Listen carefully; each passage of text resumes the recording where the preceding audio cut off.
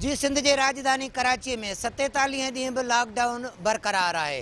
जुमे जो ॾींहुं हुजण करे 12 वॻे खां पोइ सख़्त लॉकडाउन वारो अमल जेको आहे उहो जारी आहे। मुकमिल तौर ते शहर जा जेकी बि दुकान मार्केटूं कारोबारी मर्कज़ आहिनि उहे मुकमिल तौर बंदि आहिनि।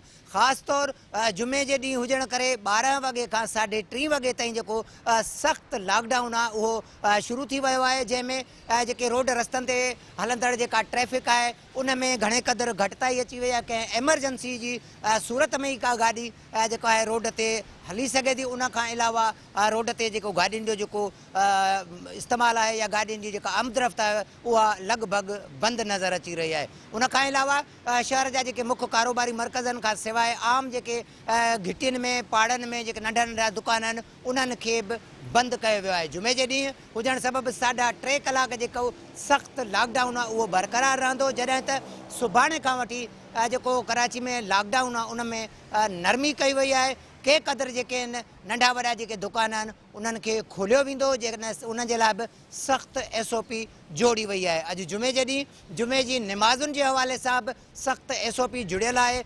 जंहिं नतीजे में जामिया मस्जिदुनि में जेके आहिनि मस्जिद जे अमले खां अलावा आम माण्हुनि खे जुमे जी निमाज़ पढ़ण जी जेका इजाज़त आहे उहा न पई ॾिनी वञे। ईंदड़ जेको जुमो आहे उन ते इन हवाले सां का SOP जेका जोड़ियल आहे उन तहत जुमे जी निमाज़ अदा करण जी इजाज़त मिलण जा इम्कान आहिनि, जॾहिं त अॼु ही जेको आख़िरी जुमो आहे हिन जुमे ते सख़्तु लॉकडाउन वारो जेको सिलसिलो आहे उहो बरक़रार आहे। जी।